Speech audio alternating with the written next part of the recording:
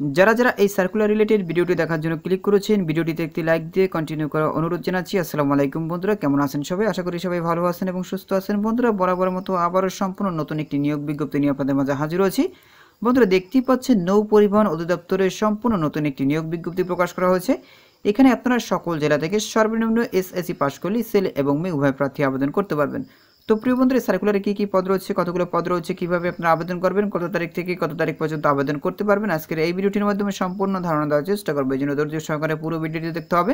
বন্ধুরা, মূল ভিডিওটি শুরু করার আগে বরাবরের মতো ছোট্ট একটি রিকোয়েস্ট থাকবে, আপনি যদি আমাদের এই পরিবারের নতুন দর্শক হয়ে থাকেন, এরকম নতুন নতুন সার্কুলার রিলেটেড ভিডিও পেতে আমাদের এই চ্যানেলটি সাবস্ক্রাইব করে পাশে থাকা বেল আইকনটি অন করে রাখুন পরবর্তী ভিডিও নোটিফিকেশন পেতে। আর যারা সাবস্ক্রাইব করেছেন তাদেরকে অসংখ্য ধন্যবাদ।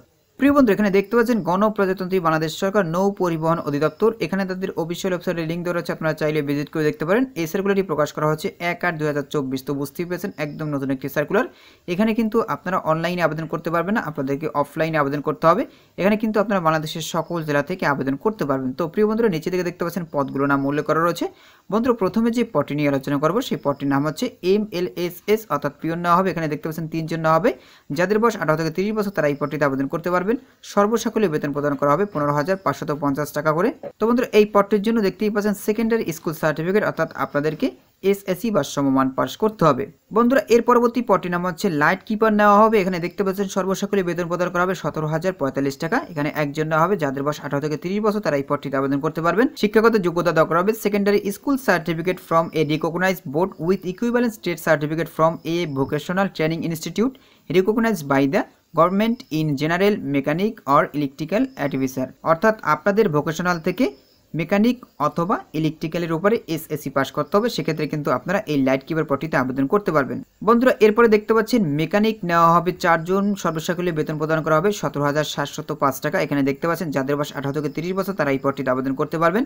এক্ষেত্রে শিক্ষাগত যোগ্যতা দেওয়া করা হবে diploma in mechanical or electrical engineering from a polytechnic institute recognised by government, অর্থাৎ সরকার স্বীকৃত যে কোনো পলিটেকনিক ইনস্টিটিউট থেকে আপনাদেরকে ডিপ্লোমা পাস করতে হবে মেকানিক্যাল অথবা ইলেকট্রিক্যালের উপরে।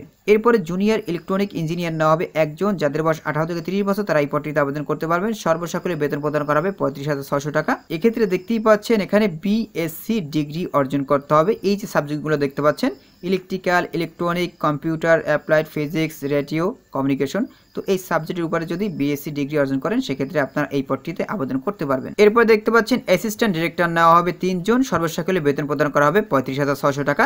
যাদের বয়স 18 থেকে 30 বছর তারা এই পদটিতে আবেদন করতে পারবেন।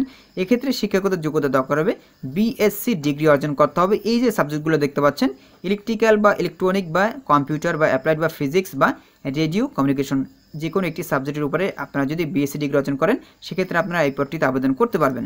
এরপরে ডেপুটি নিউট্রিক্যাল সার্ভেয়ার নেওয়া হবে 3 জন। সর্বসাকুল্যে বেতন প্রদান করা হবে 66,000 টাকা। যাদের বয়স সর্বোচ্চ 45 বছর তারা এই পদটিতে আবেদন করতে পারবেন। এক্ষেত্রে শিক্ষাগত যোগ্যতা দেওয়া করা হবে class 1 deck certificate of competency master mariner হতে হবে। এখানে দেখতে পাচ্ছেন নিউট্রিক্যাল সার্ভেয়ার বা ডেপুটি প্রজেক্ট ডিরেক্টর নেওয়া হবে 1 জন। সর্বসাকুল্যে বেতন প্রদান করা হবে 76,500 টাকা করে। যাদের বয়স অনূর্ধ্ব 45 বছর তারা এই পদটিতে আবেদন করতে পারবেন। এক্ষেত্রে শিক্ষাগত যোগ্যতা same, class 1 deck certificate of competency master mariner হতে হবে। তার সাথে সাথে 2 বছরের বাস্তব কর্ম অভিজ্ঞতা থাকতে হবে। আশা করি আপনারা পদের বিভিন্ন সম্পর্কে বিস্তারিত জানতে পেরেছেন। বন্ধুরা, নিচে দিকে দেখতে পাচ্ছেন আবেদনের শর্তাবলীর কথা উল্লেখ করা রয়েছে, তাদের সকল শর্তাবলী মেনে এখানে আবেদন করতে হবে। এখানে আপনারা অনলাইনে আবেদন করতে পারবেন না, আপনাদেরকে অফলাইনে আবেদন করতে হবে। তো কিভাবে আপনারা অফলাইনে আবেদন করবেন?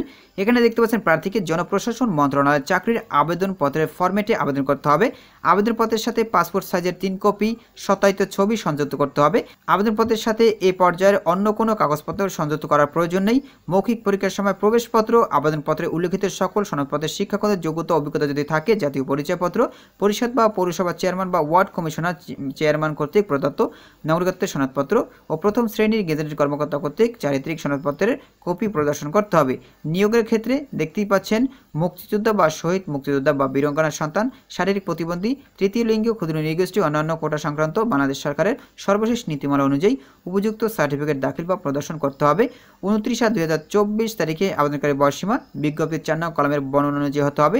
তবে বিভাগীয় প্রার্থী বা উক্ত প্রকল্পের কর্মকর্তাদের জন্য বয়সসীমা শিথিলযোগ্য করা হয়েছে। এরপর দেখতে পাচ্ছেন প্রবেশপত্র প্রেরণের জন্য আবেদনকারীর বর্তমান বা পত্র যোগাযোগের ঠিকানা সম্মিলিত 5x9 ইঞ্চি সাইজের খাম 10 টাকার ডাক টিকিট সংযুক্ত করে আবেদনপত্রের সাথে সংযুক্ত করতে হবে। আবেদনপত্র আগামী 29/8/2024 তারিখ বিকেল 5 ঘটিকার মধ্যে প্রকল্প পরিচালক EGIMNS প্রকল্প নৌ পরিবহন অধিদপ্তর F12/C1 আগারগাঁও শেরেবাংলা নগর ঢাকা 1207 বরাবর প্রেরণ করতে হবে। অর্থাৎ এই যে ঠিকানাটা তারা দিয়েছে এই ঠিকানায় আপনাদেরকে 29/8/2024 তারিখের ভিতরে আবেদনপত্রটি তাদের ঠিকানায় পৌঁছাতে হবে। এরপরে দেখতে পাচ্ছেন এখানে আবেদন ফর্ম রয়েছে, অর্থাৎ এই আবেদন ফর্মটি আপনাদেরকে পূরণ করে তাদের ঠিকানায় পাঠাতে হবে। দেখতেই পাচ্ছেন বন্ধুরা। তো বন্ধুরা আজকের এই ভিডিওটি এই পর্যন্ত। পরবর্তীতে নতুন কোনো সার্কুলার নিয়ে আপনাদের মাঝে হাজির হব। সবাই ভালো থাকবেন, সুস্থ থাকবেন। আল্লাহ হাফেজ।